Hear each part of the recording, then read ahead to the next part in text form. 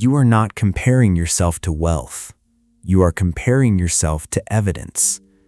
Evidence that other people seem calmer than you, more certain than you, further ahead than you. And the disturbing part is this: most financially anxious adults are not trying to become rich anymore. They are trying to stop feeling behind. So they open the app, they scroll for 6 minutes. Someone bought property. Someone retired early. Someone your age casually talks about investing like it's effortless, and suddenly your own life feels smaller. Not because your life changed, because your internal measurement system did.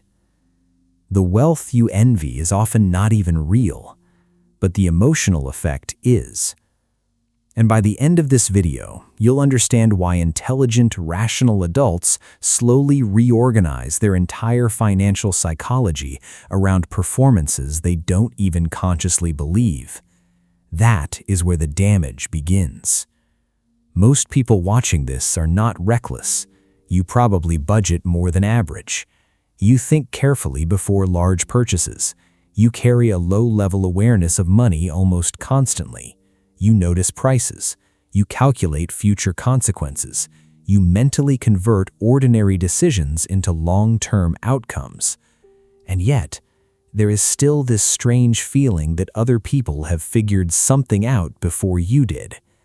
Not necessarily smarter people, not necessarily harder working people, just people who seem financially settled, stable, like they exist in a different emotional climate. You see it in small moments. The couple documenting another airport lounge. The former classmate casually renovating a second property. The entrepreneur posting photos from a Tuesday afternoon while you are exhausted answering emails you no longer care about.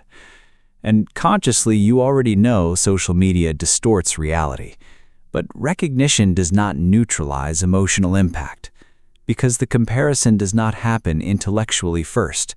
It happens physiologically. A subtle contraction, a low-grade stress response, a feeling of distance between where you are and where you think you should be. Then your brain begins constructing explanations afterward. Maybe I started too late. Maybe I wasted years. Maybe I'm more financially fragile than I thought. This is why comparison-based financial anxiety is so dangerous. It disguises itself as ambition, but most of the time it is not pulling you toward a meaningful future. It is pushing you away from emotional discomfort. And those are completely different forces.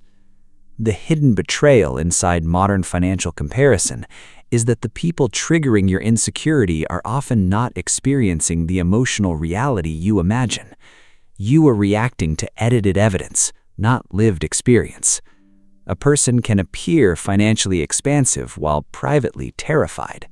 They can look successful while drowning in maintenance costs. They can project freedom while structuring their entire life around preserving appearances. But your brain rarely compares emotional reality to emotional reality. It compares your behind-the-scenes experience to someone else's highlight reel. And that creates a permanently unwinnable psychological equation. Because your life contains uncertainty, fatigue, trade-offs, regret, confusion, waiting, maintenance, and fear. Theirs contains angles, captions, outcomes, announcements, celebrations. You experience your life from the inside. You experience theirs from the surface. And over time, this begins quietly restructuring financial behavior. Not dramatically, subtly. You start wanting symbols instead of outcomes. You stop asking, does this improve my life? And start asking, does this look like progress? Those are not the same question. The mechanism underneath this is simpler than most people realize. Comparison changes your perception of sufficiency. A person can objectively improve their financial position while emotionally feeling poorer than they did 5 years earlier, because sufficiency is relative. And modern life constantly resets the reference point. You receive a raise. For a few days, your nervous system relaxes slightly. Then exposure begins again. Now you are comparing yourself to people in the next bracket. Different vacations, different homes, different schools, different restaurants, different normal. And your internal standard quietly expands beyond your actual emotional needs. This is why some high earners feel permanently financially cornered, not because they lack money, because comparison erased the sensation of enough before it could stabilize. Some people now feel embarrassed by perfectly functional lives. Nothing ever feels finished anymore. The brain adapts frighteningly fast, especially when identity becomes attached to perceived financial positioning. You start interpreting ordinary life through invisible hierarchy: where you live, what you wear, how often you travel, whether your kitchen looks dated, how your weekends compare to other people's weekends. Even exhaustion becomes comparative. Some people no longer ask, "Am I tired?" They ask, "Am I successful enough for this level of tiredness to be acceptable?" That is an entirely different psychological reality, and it slowly fractures internal stability. Smart money sabotage exists because intelligent adults often assume financial self-destruction looks dramatic. It usually doesn't. Usually, it looks socially acceptable, even impressive, especially in environments where appearances are rewarded faster than stability. One of the clearest examples appears in lifestyle acceleration. A person gets promoted.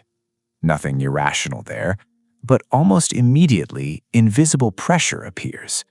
The apartment now feels temporary. The car feels slightly embarrassing. The wardrobe starts communicating the wrong message. Not because anything objectively failed, because exposure shifted identity expectations faster than emotional adaptation could keep up. So they upgrade, then maintain, then normalize, then defend the new standards psychologically. And eventually, they cannot distinguish genuine preference from socially conditioned financial signaling. Another version happens with productivity culture. Someone watches endless clips of founders, investors, creators, people announcing exits and passive income milestones. And suddenly, ordinary professional life starts feeling emotionally inadequate. Even stable success feels mediocre. The nervous system begins interpreting calmness as stagnation. A normal Tuesday now feels like failure to some people. Rest starts feeling suspicious. Slower progress starts feeling humiliating. So the person pushes harder, not toward a defined life they actually want, toward emotional relief from perceived inferiority. Comparison-driven striving has no stable endpoint. The target keeps moving. There is always another tier, another income bracket, another city, another network, another level of visible optimization. And modern algorithms are extraordinarily effective at ensuring you never emotionally arrive. What makes this particularly destructive is how invisible the cost becomes. Most people think financial comparison damages spending behavior. Sometimes it does, but the deeper cost is attentional, mental occupation. You stop inhabiting your own life fully. Part of your awareness is always scanning for evidence that you are falling behind.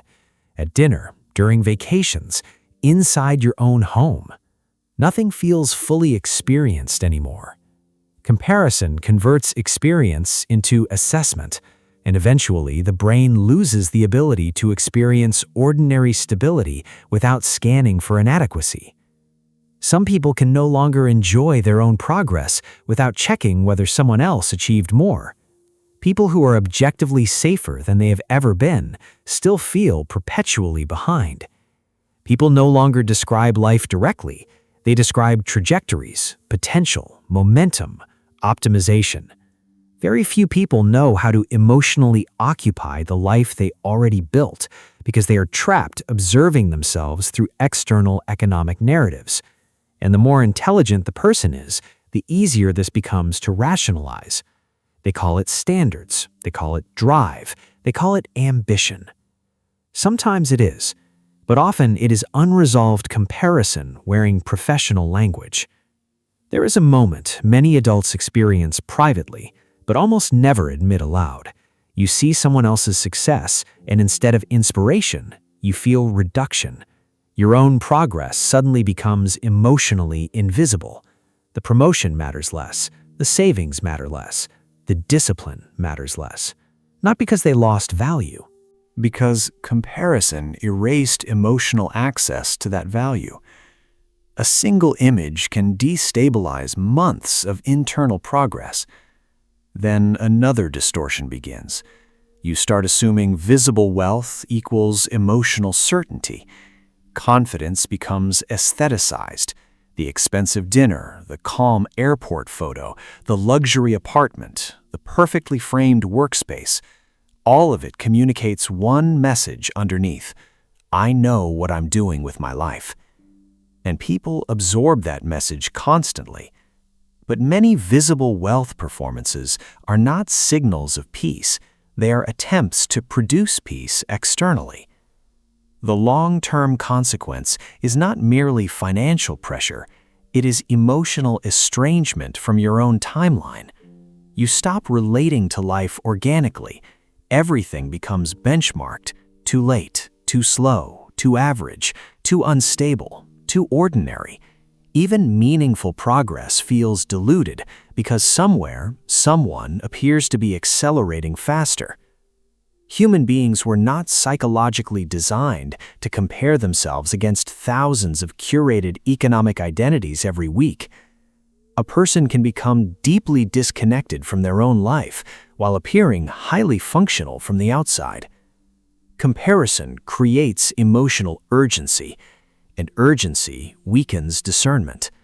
When people feel behind, they become more vulnerable to symbolic financial decisions, not because they are foolish, because psychological pressure narrows perception. The brain starts prioritizing emotional repositioning over long-term coherence. There's a quiet self-test hidden inside all this. You can usually tell comparison has started reshaping your financial psychology when ordinary moments stop feeling internally complete. You upgrade something and immediately imagine the next level. You achieve something and instantly compare timelines. You rest and feel subtle guilt. You see someone else succeeding, and your nervous system interprets it as evidence about your own position, not information, evidence. Once another person's visibility becomes evidence about your worth, peace becomes structurally unstable. There will always be more evidence, more people ahead, more displays, more symbols, more performances of certainty. And if your emotional equilibrium depends on staying ahead of visible comparison, you will never actually experience arrival, only temporary relief. The uncomfortable truth is that many forms of modern wealth signaling are not communicating freedom. They are communicating participation in an unspoken competition almost nobody consciously agreed to join. A competition built on visibility. And visibility distorts reality. The person envied by thousands may privately feel terrified of losing the image those people envy. Awareness does not magically remove comparison, but it changes the nature of the experience. Once you recognize that much of what you envy is constructed for perception first, the emotional spell weakens slightly. You begin noticing how often modern financial aspiration is actually aesthetic aspiration. The goal was never merely wealth, it was emotional safety, relief, permission to finally stop feeling behind. Comparison cannot produce sufficiency. It can only temporarily distract from insufficiency. So the next time someone else's life suddenly feels smaller than your own, notice how fast it happened. Notice how little actual information was involved. Notice how quickly your nervous system converted appearance into emotional truth. The wealth you envied may have been real, but the certainty you attached to it probably wasn't.